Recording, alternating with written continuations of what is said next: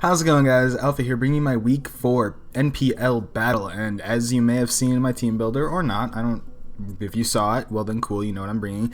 If you didn't see it, well then maybe you should go check that out, but we are playing the Hidden Leaf Village Roserades and their coach TurboBlaze IV. Pardon me. As you can see, this is post-com, clearly. I really like post-com. That's just basically the reasoning behind it. I just enjoy the feel of not having to worry about my commentary as I make my plays. I feel like it allows me to think through my plays and make them, correctly.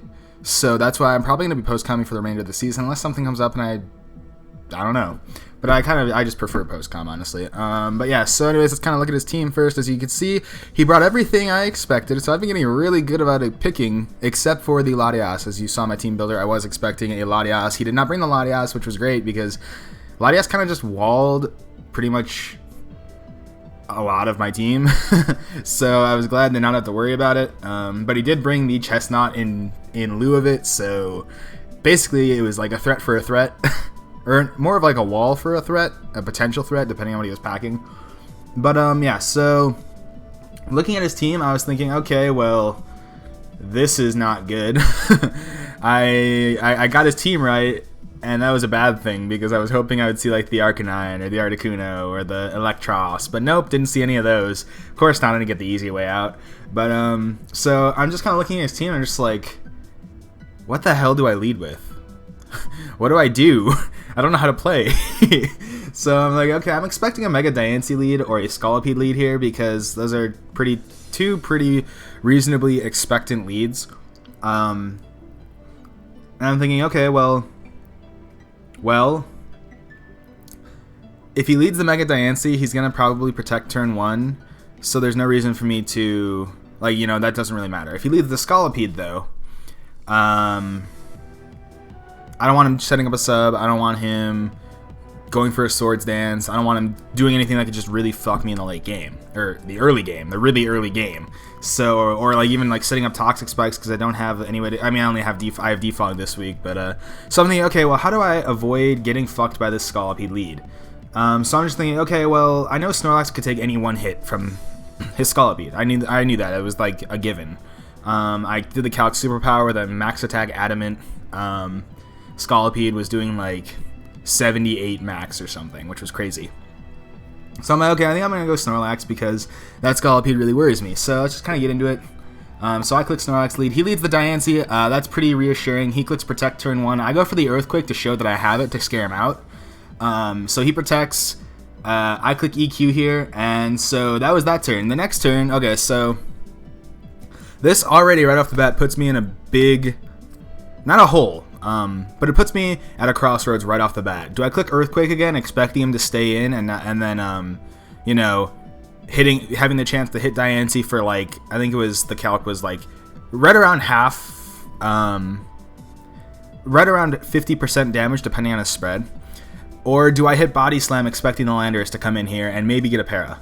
And either way, if he stays in and I click Body Slam here, I could get a para on the Diancie. So it's like either way. Body Slam is my play here, so that's exactly what I do. I click Body Slam here, expecting a switch, but even if he didn't switch, it wasn't a bad thing. So I go for the Body Slam. He does elect to switch into the land. Oh no, he goes into the Chestnut here. That's right. He goes in the Chestnut. I don't do shit to it, so I switch out here into the. What did I do here? I want to say I go into Reuniclus here. I can't remember, or maybe I just did Body Slam again. No, I went for the Toxic here, and he goes back into Diancie. That's right. Yeah, so I go for the Toxic here because it would be great to Toxic the Chestnut. He goes back into the Diancie. That shows that I am immunity because he bounces it back, and I don't take the Toxic damage. So he goes for the Diamond Storm here. He gets the Defense Raise, which really doesn't matter, but I click the Body Slam. Or I click Earth... No, I click Body Slam here. I get the Para, I believe. Yeah, I do get the Para here, which is really unfortunate for him. But that slows his Diancie down. It makes it not useless, but it definitely doesn't... It makes it a lot less of a threat when it's only got, like, a quarter speed. So now I'm thinking he's probably just going to stay in at this point. There's no really real reason for him to switch, and he could try to just keep hitting me to whittle down my Snorlax. So I elect to stay in and just hit Earthquake here. He does not switch. It does 53%, which, so actually, had I hit Earthquake and he had stayed in originally, I would have had a chance to kill him, I'm pretty sure. But I do 53% on my Earthquake here, and then he hits me with a Moonblast. So that does, what, 33%? I'm thinking, okay, well, there's no way he could kill me now because the original, because the Diamond Storm actually could have killed me, but I was going outspeed here. So I was thinking, oh, sorry about that.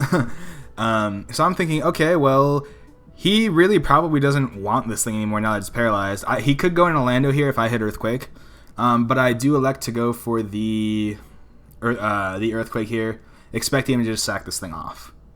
So Earthquake, I killed it in Mega Diancie, maybe him expecting that I would think he was going to switch, but I just went with my gut, and I knew it was a good chance to get that thing out of the way, and it was gone, so that was good. And now I believe he goes into the Greninja here, and this was actually a pretty big play, because I had to stop for a minute. I was like, does Greninja get any special fighting stat, or any special fighting moves that I wasn't thinking about? Because I know it doesn't get Focus Blast, so it's like, I'm thinking HP fighting, but that's not going to kill me from this range, even if he's like Life Orb Modest. So then I had to go back. I actually, during the battle, I pulled up Greninja's Smogon page, and I was looking through the list looking for like fighting moves. And then I saw Low Kick, and I was like, you cheeky bastard. No, no, no. So when I saw Low Kick, the Greninja does get Low Kick, I elected to switch into Togekiss here, which was kind of risky because it could have just been like, you know, a special Life Orb Greninja, and it could have hit Ice Beam and like fucked me up. But I do go for the switch here into Togekiss, or Togetic, as he does go for the Low Kick. He reveals the Low Kick, and it does 1%, which was kind of funny. But so Togetic coming through again.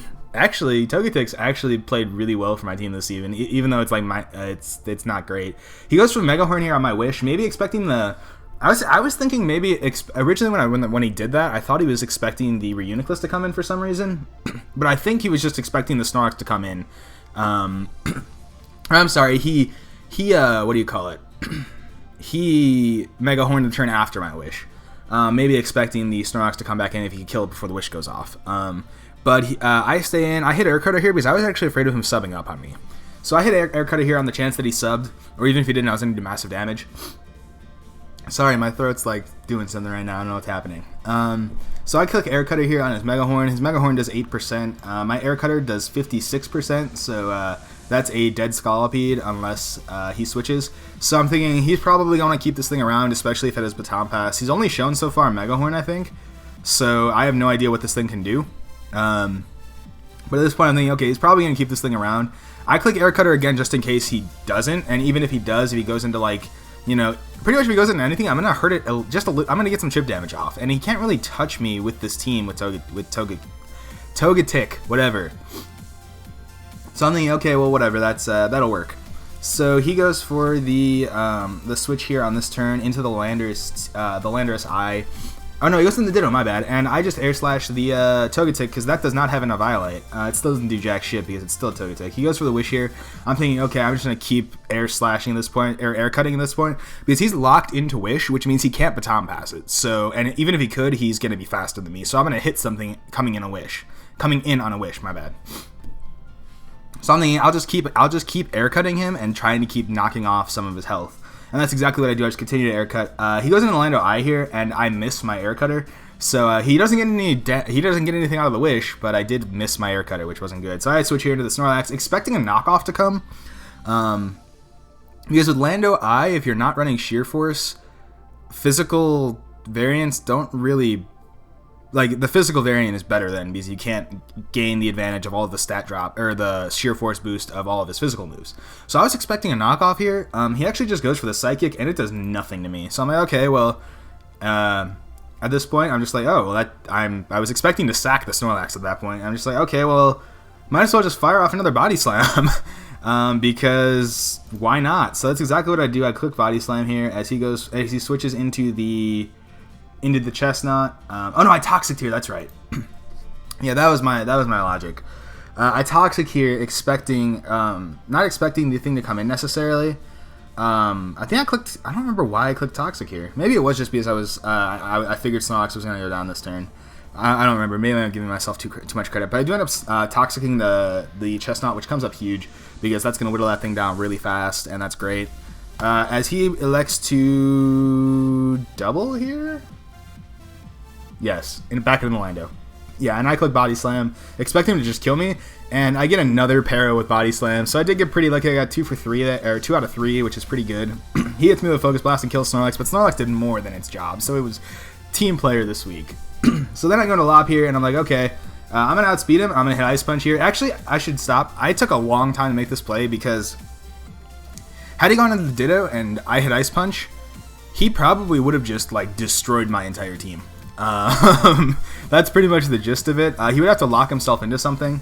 But basically, he would, like, his team would, he would have pretty much just, he would have taken a hit that wouldn't have done shit to him. Well, I shouldn't say that. He would take my HP, or his HP, so maybe it would have done. But, he had a chance to save his Lando here and go into the Ditto and just kind of knock some stuff off my team for a minute there. But he likes to stay in as I click Ice Punch here, weighing the options because I knew this thing was packing Focus Blast and Psychic. I didn't want this thing to stay in on my return or high jump kick and kill off Megalop, because Megalop had to do some work in this match. I knew that when I saw his team. So he elects to stay in. I click Ice Punch and kill off the thing. Maybe he was expecting me to... There were a lot... I feel like there were a lot of mind games in this game. I know there were on my end. I was thinking so hard on these plays because I had myself in my head, I think, and he may have had himself in his own head.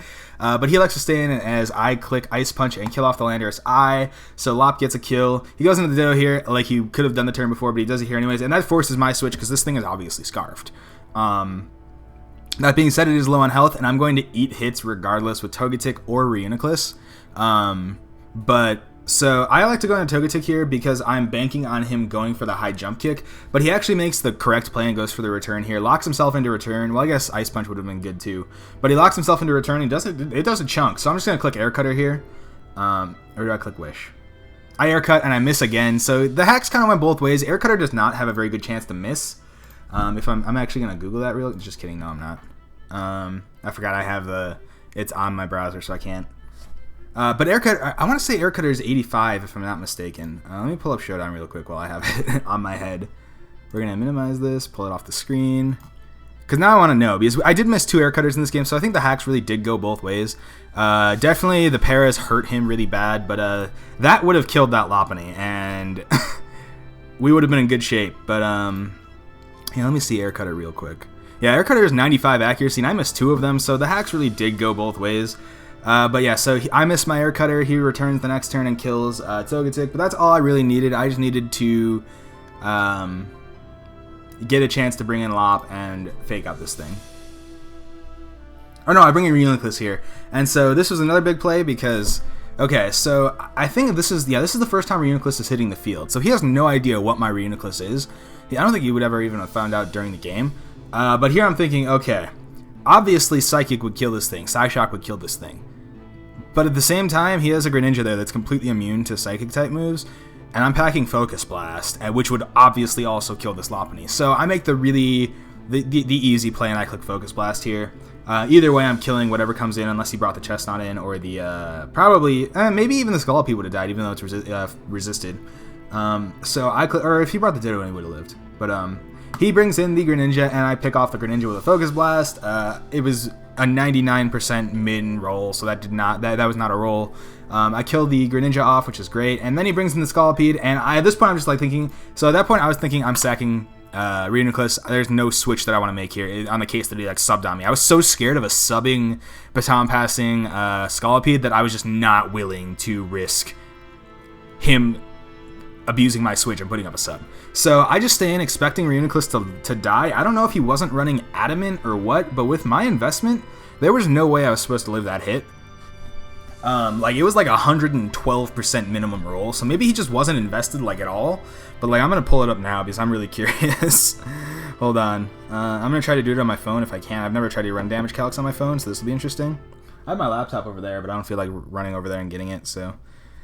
Because now I'm actually kind of interested. No, I'm not even gonna waste my time. But I know that it was a really high guaranteed OHKO with Megahorn on an Adamant Max Attack Scolipede, and he must have not been either of those because I don't think just bumping down to Jolly would have allowed me to live.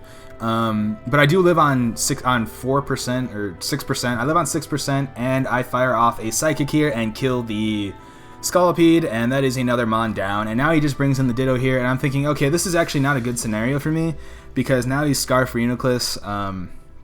I actually, looking back, I probably could have outsped this thing with like Lop or Manaphy or Haxorus. I probably could have outsped it with my entire team, but I was like not thinking when I did this. But so I like to sack off my Regenerator Reuniclus here because I'm an idiot, as he clicks Psychic to just pick me off. I could have salvaged Reuniclus there. That was a misplay on my part. But I go into Manaphy now to chase this thing out, and I click Scald here. I should have clicked Ice Beam, but I didn't.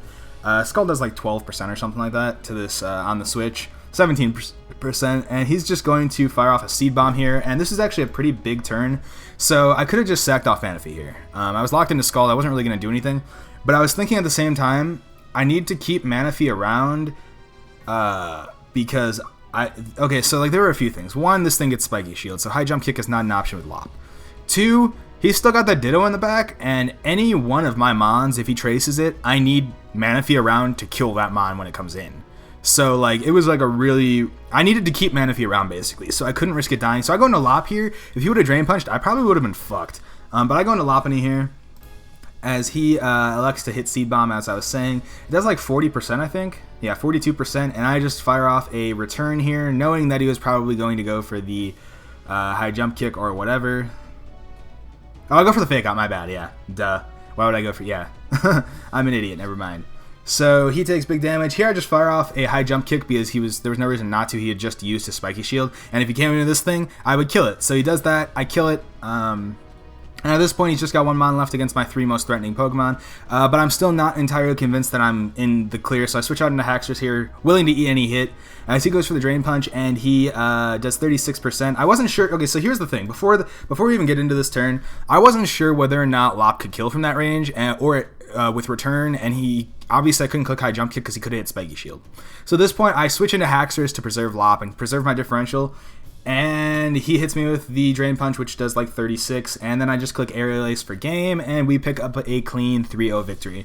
A bit of a haxy match. I don't think there were any crits, but definitely the paras hurt him. The Air Cutters hurt me, especially the one on Lop that allowed, or on his Imposter Lop. Imposter, is that the right one? Yeah, Imposter Lop. When I missed him with Togetic. I'm pretty sure it would have killed from that range, especially with Ditto's health. But overall, it was still a good match. Now we are currently 3-1 on the season, which is fucking insane compared to last season. I was 0-4 at this point. I would go on to be 0-5 the following week. But now we are 3-1 with a +1 differential on the season. We are sitting mighty fine right now. We are currently... we actually might still technically be 3rd in our division, depending on how the other games went, because Rez is playing Ben this week, and Eric is playing Lugia, I'm pretty sure. So there's a good chance that I'm actually still in 3rd place in my division, depending on how those games play out. But we are solidly in the playoffs, I'm pretty sure now. Well, I know it all depends on all of the games, actually. We might still not be in the playoffs, but I'm trying my hardest, okay? We're performing well. We're 3-1. We're 2-1 in the division. Things are going well. This was a huge win. I knew that I had to win this match if I wanted to really assert myself into the playoff race, so we came through, we did it, and yeah, so now hopefully the rest of the season can go as smoothly as this part has, with our one little hiccup against Eric so far. But that's all I have for you guys today. If you guys like the video and want to show your support, be sure to hit the like button, let me know your thoughts, comment section below. Also remember to subscribe to the Tango Bangos today, and don't forget to share. No, the droplets today, fuck my life. Share, be sharing, is caring, follow me on Twitter because I do updates and stuff. You know, visit, comments, we can contact me. This is just a fucked up intro. Go ahead and contact me, sometimes it's kind of funny. I hope you have a fantastic rest of your day, and I'll speak to you soon. Peace out.